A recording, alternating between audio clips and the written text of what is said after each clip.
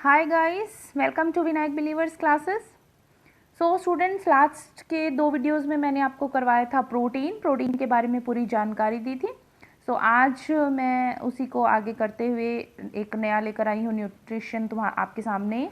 Carbohydrate, आज हम पढ़ेंगे कार्बोहाइड्रेट के बारे में पूरी जानकारी कि इसका क्या रोल है हमारी बॉडी में, फंक्शंस क्या हैं इसके और केमिकल स्ट्रक्चर क्या है। सो इसके बारे में हम सारी जानकारी लेंगे।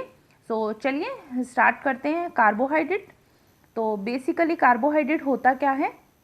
कार्बोहाइड्रेट को ऊर्जा के नाम से भी जाना जाता है, कैलोरी भी बोलते हैं, स्टार्च भी बोलते हैं, कार्बोज भी बोलते हैं। सो कार्बोहाइड्रेट हमें कैलोरी देने का काम करता है, सो इसे ऊर्जा भी बोला जाता है। सो चलिए कार्बोहाइड्रेट कैसे बनता है देखते हैं। देखिए, हरी पत्तियों में पाया जाने वाला क्लोरोफिल वर्णक जो जिसके कारण पत्तियों का रंग हरा होता है वो क्लोरोफिल वर्णक होता है। जल, कार्बन डाइऑक्साइड और प्रकाश संश्लेषण की क्रिया के द्वारा प्रकाश की उपस्थिति में कार्बोज का निर्माण होता है। स्टूडेंट्स, हमने छोटी क्लासेस में पढ़ा है कि पौधे जो है अपना भोजन बनाते हैं प्रकाश संश्लेषण की क्रिया के द्वारा, जिसके लिए किन किन चीज़ों की जरूरत पड़ती है? हरी पत्तियों में पाया जाने वाला क्लोरोफिल, जल और कार्बन डाइऑक्साइड। तो ये क्या करते हैं? प्रकाश की उपस्थिति में, मीन्स की सनलाइट के अंदर प्रकाश संश्लेषण की क्रिया होती है और फिर वो अपना भोजन बनाते हैं, मीन्स की कार्बोज का निर्माण होता है। पौधों में यह किस रूप में पाया जाता है? पौधों में कार्बोज जो है वो सेल्यूलोज, हेमी सेल्यूलोज के रूप में किस में पाया जाता है? जड़ में, पौधों के जड़ में, तने में, बीज में और फूल में रहता है ये। तो कार्बोज का निर्माण कैसे होता है? पौधों द्वारा प्रकाश संश्लेषण की क्रिया करने से कार्बोज का निर्माण होता है और कार्बोज जो है वो सेल्यूलोज, हेमी सेल्यूलोज के रूप में पौधों, जड़, तना, बीज, फूल में रहता है। ठीक है। और मोस्टली जो कार्बोहाइड्रेट जो है वो इंस्टेंट एनर्जी देता है। सो इंस्टेंट एनर्जी की वजह से जो उच्च आर्थिक आय वर्ग के जो लोग हैं वो कार्बोहाइड्रेट से उनको जो कैलोरी मिलती है वो मिलती है आपके 40%, क्योंकि वो कार्बोहाइड्रेट का यूज़ कम करते हैं। और साधारण व्यक्ति के भोजन में 55 से 65% कैलोरी मिलती है। उसके अलावा आपके जो निम्न आय वर्ग के लोग हैं वो अपनी कैलोरी का 85 से 90% जो भाग है वो कार्बोहाइड्रेट से प्राप्त करते हैं। क्यों? क्योंकि जो निम्न आय वर्ग के लोग हैं ये लोग राइस, आलू, अरबी, ये सब चीज़ें ज़्यादा खाते हैं क्योंकि ये अफोर्ड कर सकते हैं इजीली। सो ये इनको जो एनर्जी मिलती है निम्न आय वर्ग के लोगों को वो 85 से 90% तक कैलोरी जो है वो कार्बोहाइड्रेट से लेते हैं। अब लेकिन उच्च आय वर्ग के जो लोग हैं वो 40% कैलोरी ही उनको जो है कार्बोहाइड्रेट से प्राप्त होती हैं। ओके। उसके अलावा देखिए रासायनिक संगठन क्या है, मीन्स की केमिकल स्ट्रक्चर में क्या आता है? कार्बोहाइड्रेट में कार्बन, हाइड्रोजन और ऑक्सीजन का कंटेंट होता है। और कार्बोहाइड्रेट जो है वो सरलतम इकाई, कार्बोहाइड्रेट की सरलतम इकाई क्या है? कार्बोहाइड्रेट की सरलतम इकाई है शर्करा। जैसे कि प्रोटीन की सरलतम इकाई हमने पढ़ा था एमिनो एसिड्स है, उसी तरह से कार्बोहाइड्रेट की सरलतम इकाई, बेसिक जो यूनिट है वो क्या है? आपके शर्करा है। सो इसका जो आपके केमिकल फॉर्मूला जो है, रासायनिक सूत्र जो है वो है CnH2ON। सो ये ध्यान रखिएगा, समटाइम से पूछ भी लिया जाता है कि कार्बोहाइड्रेट का जो केमिकल फॉर्मूला क्या है। ओके, नाउ हम देखते हैं कार्बोज का वर्गीकरण। कार्बोज के वर्गीकरण में देखिए रासायनिक संरचना के आधार पर और भौतिक संरचना के आधार पर आता है। भौतिक संरचना के आधार पर मैं आपको अगर बताऊं तो उसके अंदर आपके 2 प्रकार की आ जाती हैं। एक आता है आपके अशर्करा और दूसरा आ जाता है आपके शर्करा। ये मैंने आपको इसके अंदर लिखा नहीं है बट ये छोटा सा है, मैं आपको वैसे बता देती हूँ। शर्करा जो होती है वो मीठी होती है और अशर्करा जो होती है स्वाद रहित होती है। अगर भौतिक संरचना के आधार पर बात की जाए, एक तो आपके आ गया रासायनिक संरचना के आधार पर, ठीक है, और दूसरा आपके आता है भौतिक संरचना के आधार पर। भौतिक संरचना के आधार पर इसके अंदर 2 होते हैं, वन होता है शर्करा और दूसरा होता है आपके अशर्करा। नाम से आपको समझ में आ जाएगा, शर्करा आपके मीठी होती है, ठीक है, शर्करा क्या होती है? आपके मीठी होती है, आप इतना ध्यान रखिएगा। और आपके अशर्करा जो होती है ये स्वाद रहित होती है। सो आपको भौतिक संरचना के आधार पर आए तो इतना सा आपको ध्यान रखना है। उसके अलावा आपके देखते हैं रासायनिक संरचना के आधार पर। रासायनिक संरचना के आधार पर कार्बोहाइड्रेट जो है वो 3 भागों में उसको बांटा गया है। फर्स्ट आता है मोनोसेकेराइड, सेकंड आता है डाइसेकेराइड और थर्ड आता है आपके पॉलीसेकेराइड। तो हम सबसे पहले पढ़ेंगे मोनोसेकेराइड के बारे में। मोनोसेकेराइड के अंदर क्या क्या आ जाता है, कौन कौन सी शर्करा आती है। मोनोसेकेराइड के अंदर आपके आती है, फर्स्ट आता है आपके ग्लूकोज। ग्लूकोज क्या है, ग्लूकोज को डेक्सट्रोज शर्करा भी बोलते हैं, रक्त शर्करा भी बोलते हैं, अंगूर शर्करा भी बोलते हैं। Current carbohydrate coin of body means की इंस्टेंट एनर्जी देने वाला कॉइन बोला जाता है। मीन्स की करंट कार्बोहाइड्रेट से हमें उसी वक्त एनर्जी मिलती है, इंस्टेंट एनर्जी मिलती है। सो इसीलिए इसको ये नाम दिया गया current carbohydrate coin of body. Okay, so आपके नेक्स्ट आता है फ्रुक्टोज शर्करा। देखिए ग्लूकोज जो है, मोनोसेकेराइड जो है वो कार्बोहाइड्रेट की सबसे सरलतम इकाई मानी जाती है। मोनोसेकेराइड के अंदर जो भी आते हैं ये कार्बोहाइड्रेट की सबसे सरलतम इकाई मानी जाती है। सो इसमें कार्बन अणुओं की जो संख्या होती है वो 6 होती है, जिसे हेक्सोस बोला जाता है। सो स्टूडेंट से थोड़ा सा ध्यान रखिएगा। ओके, उसके अलावा आपके आ जाता है फ्रुक्टोज शर्करा। फ्रुक्टोज शर्करा की अगर बात करें तो फ्रुक्टोज शर्करा को लिवोलेज के नाम से भी जाना जाता है। ये आप ध्यान रखिएगा, फ्रुक्टोज शर्करा को किस नाम से भी जाना जाता है, लिवोलोज के नाम से भी जाना जाता है। और ये सबसे मीठी शर्करा होती है, शीघ्रता से अवशोषित हो जाती है, मीन्स कि जल्दी एब्जॉर्ब हो जाती है।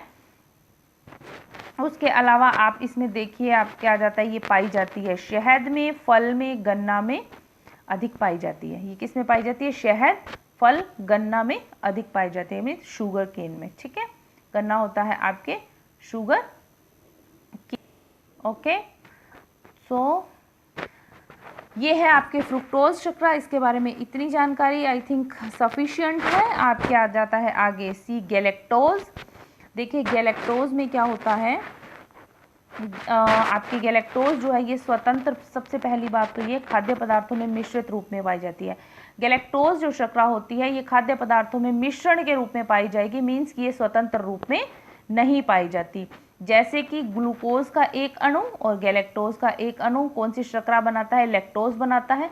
सो गैलेक्टोज जो है इसके साथ एक अणु अलग से आपको मिलेगा, क्योंकि ये गैलेक्टोज जो है वो खाद्य पदार्थों में मिश्रण रूप में ही पाई जाती है, मिश्रित रूप में पाई जाएगी, ये आपको स्वतंत्र रूप में नहीं मिलती।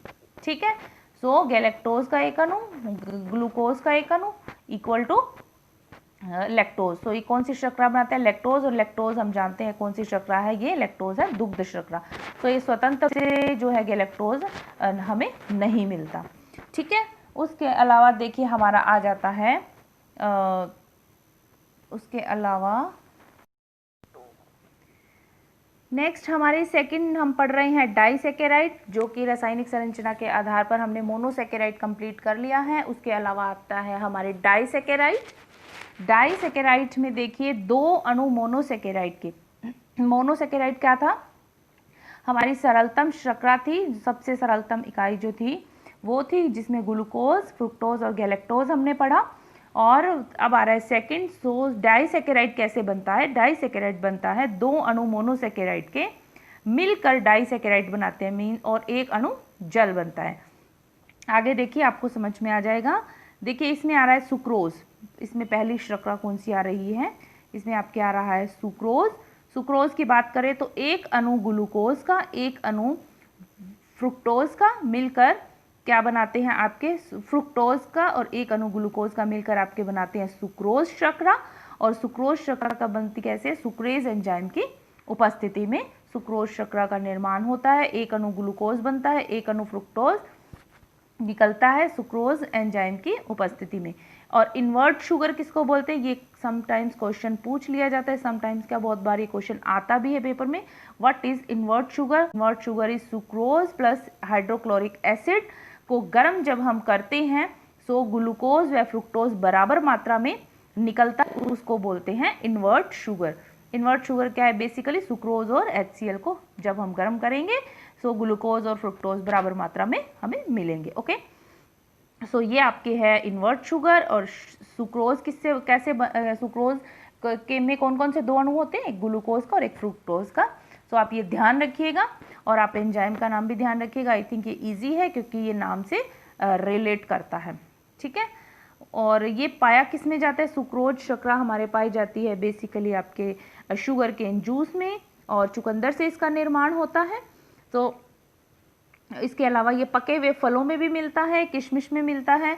सो ये इन सब चीज़ों में मिलता है, ध्यान रखिएगा। पके हुए फलों में भी पाई जाती है और आपके किशमिश में भी पाई जाती है सुक्रोज। सो आप ये चीज़ें ध्यान रखिएगा, ठीक है। उसके अलावा देखिए हम नेक्स्ट पढ़ते हैं सुक्रोज के बाद के माल्टोज। ये भी आपके डाइसेकेराइड का पार्ट है। माल्टोज शर्करा जो है डाइसेकेराइड होती है। इसमें भी दो मोनोसेकेराइड के अणु मिलते हैं, जैसे कि दोनों अणु किसके होते हैं, ग्लूकोज के।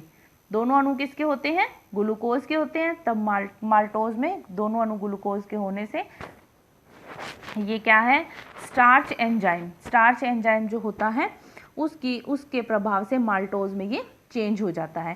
सो इसमें अनाज के अंकुरण के दौरान ये जो माल्टोज शर्करा है ये ज़्यादा बनती है। जब किसी भी अनाज को अंकुरित कर लिया जाता है, मीन्स उसको स्प्राउट्स कर दिया जाता है, तब उसके अंदर माल्टोज जो है वो बनता है। और इसे क्या बोला जाता है, माल्टोज को जई शर्करा भी बोला जाता है और माल्ट शर्करा भी बोला जाता है। ये दोनों नाम भी किसके हैं, माल्टोज शर्करा के ही ये दोनों नाम हैं। अणु कौन किस चीज़ के होते हैं, आपके ग्लूकोज के दोनों अणु होते हैं। एक अणु ग्लूकोज प्लस ग्लूकोज, यानी दो अणु जो होते हैं वो किसके होते हैं, ग्लूकोज के होते हैं माल्टोज के अंदर, ठीक है। उसके अलावा हम चलते हैं हमारे लैक्टोज। नेक्स्ट आता है आपकी लैक्टोज। लैक्टोज क्या है, देखिए मैंने पीछे गैलेक्टोज जब पढ़ाया था मैंने आपको बताया था, एक अणु गैलेक्टोज का एक अणु ग्लूकोज का मिलकर क्या बनाते हैं, लैक्टोज एंजाइम बनाते हैं। लैक्टोज शर्करा बनाते हैं और किसकी उपस्थिति में, लैक्टेज एंजाइम की उपस्थिति में। ग्लूकोज का एक अणु और गैलेक्टोज का एक अणु।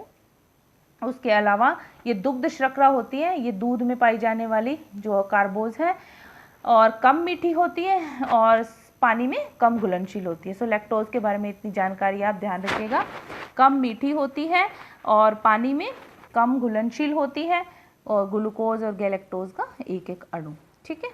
उसके अलावा हम चलते हैं आगे, हमारा आ जाता है पॉलीसेकेराइड। पॉलीसेकेराइड देखिए, पॉलीसेकेराइड आपके जटिल कार्बोज है, ये पेड़ पौधों में पाया जाता है। पॉलीसेकेराइड जो इसमें जो है जटिल कार्बोज है और पेड़ पौधों में संग्रहित रहता है।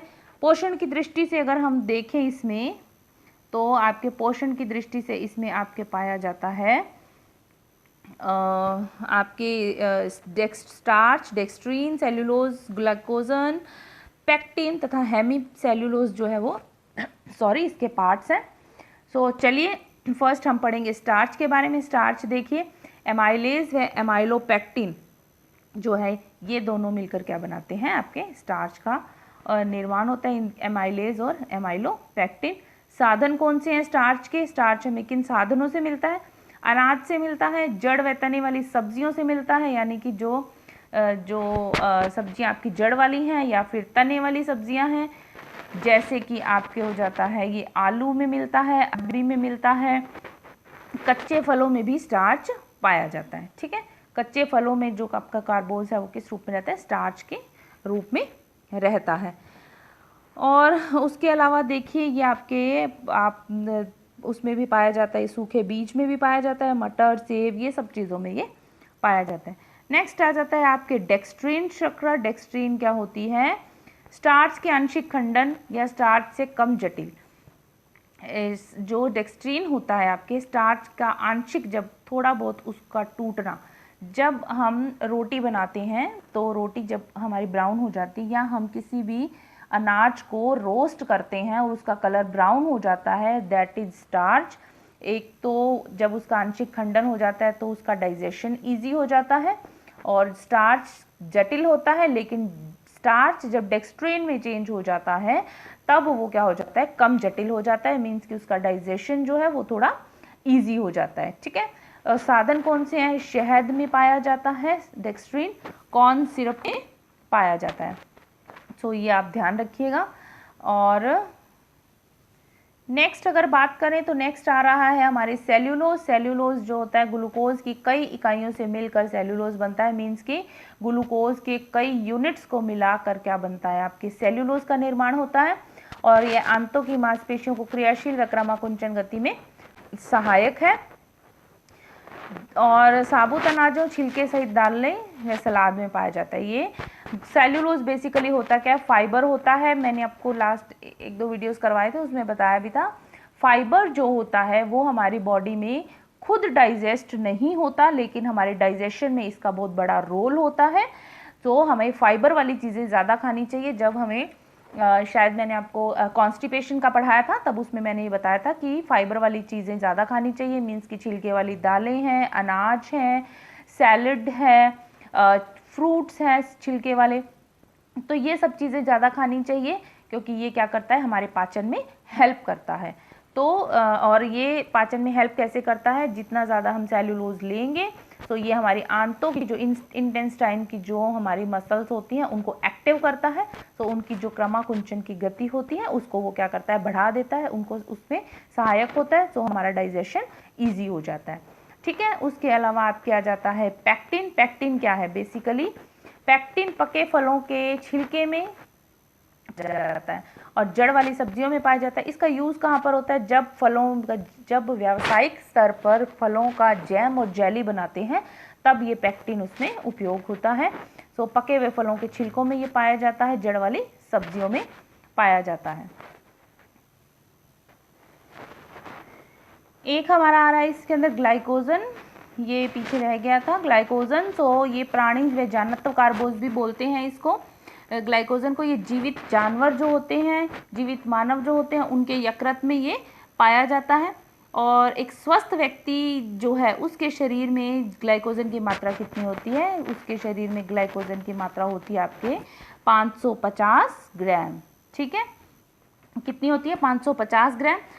तो ग्लाइकोजन जो होता है वो ग्लूकोज में परिवर्तित होता है और ऊर्जा प्रदान करता है। ग्लाइकोजन हमारे यकृत में स्टोर रहता है, जब ऊर्जा की ज़रूरत होती है वो पुनः क्या करता है, ग्लूकोज में चेंज होता है, ग्लूकोज में चेंज होता है ग्लाइकोजन, एंड वो ऊर्जा प्रदान करता है। सो ये था आपके ग्लाइकोजन। तो आपके इसमें आ रहा है स्टार्च, ग्लाइकोजन, डेक्सट्रीन, सेल्यूलोज, हेमीसेल्यूलोज और पैक्टिन, ये सब चीज़ें इसके अंदर आ रही हैं। चलिए नेक्स्ट आ रहे कार्बोहाइड्रेट के कार्य, मीन्स की फंक्शंस ऑफ कार्बोहाइड्रेट क्या है। कार्बोहाइड्रेट का क्या क्या कार्य है हमारी बॉडी में, ऊर्जा प्रदान करना। कार्बोहाइड्रेट हमें ऊर्जा प्रदान करता है, ये हम सब जानते हैं। और 1 ग्राम कार्बोहाइड्रेट से हमें कितनी कैलोरी मिलती है, हमें मिलती है 4.2 किलो कैलोरी। 4.2 किलो कैलोरी हमें कार्बोहाइड्रेट से मिलती है, वो भी कितने, 1 ग्राम कार्बोज से। उसके अलावा ये प्रोटीन की बचत का कार्य भी करता है, क्योंकि कार्बोहाइड्रेट ऊर्जा देने का काम करता है। जब कार्बोहाइड्रेट की कमी होती है तब प्रोटीन से ऊर्जा मिलती है, लेकिन जब कार्बोहाइड्रेट हमारी बॉडी में पर्याप्त मात्रा में होता है तो वो प्रोटीन को बचाता है। प्रोटीन की बचत भी इसका कार्य है।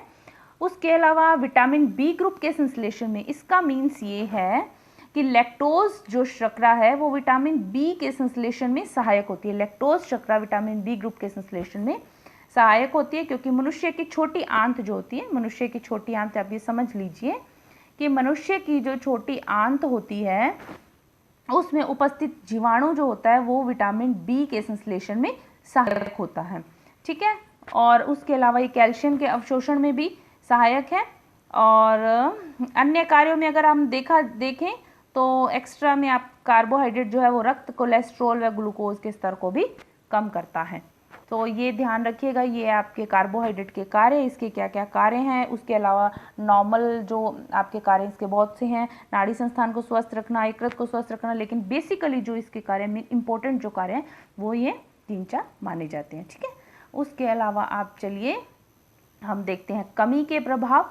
कार्बोहाइड्रेट की कमी होती है तो उसके क्या प्रभाव होते हैं शरीर पर। अगर कार्बोहाइड्रेट की कमी हो जाए तो वजन कम हो जाता है, बिल्कुल, क्योंकि ऊर्जा की भी कमी हो जाती है। सो वजन कम हो जाता है। शारीरिक क्रियाशीलता का कम होना, बिल्कुल सही बात है। अगर कार्बोहाइड्रेट ऊर्जा देने का काम करता है हमारी बॉडी को बेसिकली, अगर कार्बोहाइड्रेट नहीं होगा तो हमारे ऊर्जा नहीं मिलेगी हमको। जो हमारे शरीर में कार्य करने की जो क्षमता है वो ऑटोमेटिकली कम हो जाएगी, क्योंकि अगर ऊर्जा ही नहीं होगी तो फिर हम कार्य कैसे कर पाएंगे। तो शारीरिक क्रियाशीलता को भी ये क्या कर देता है, कम कर देता है। पाचन संस्थान संबंधी विकार हो जाते हैं। अगर कार्बोहाइड्रेट की कमी हो जाए बॉडी में तो डाइजेशन जो है, डाइजेस्टिव सिस्टम जो है वो ठीक से काम नहीं करता, तो पाचन संस्थान में क्या हो जाते हैं, विकार हो जाते हैं। ये कमी के प्रभाव हैं। अधिकता, अगर कार्बोहाइड्रेट की अधिक मात्रा हमारी बॉडी में हो जाए तब क्या होता है, देखते हैं।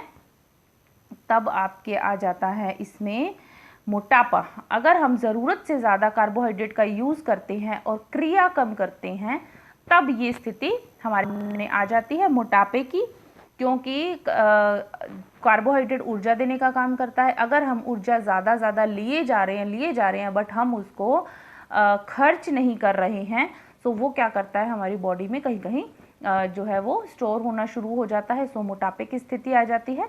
मधुमेह, डायबिटीज़ हो जाता है। ज़रूरत से ज़्यादा मात्रा में कार्बोहाइड्रेट लेने से डायबिटीज़ हो जाता है। हार्ट प्रॉब्लम हो सकती है, क्योंकि आपको पता है हार्ट प्रॉब्लम जो है वो मोटापे से कोरिलेट करती है। और उसके अलावा आपके हो जाता है कीटोसिस। ठीक है, ये 4 जो चीज़ें अधिकता के प्रभाव है। सो स्टूडेंट, ये थी हमारे आज का कार्बोहाइड्रेट के बारे में पूरी जानकारी।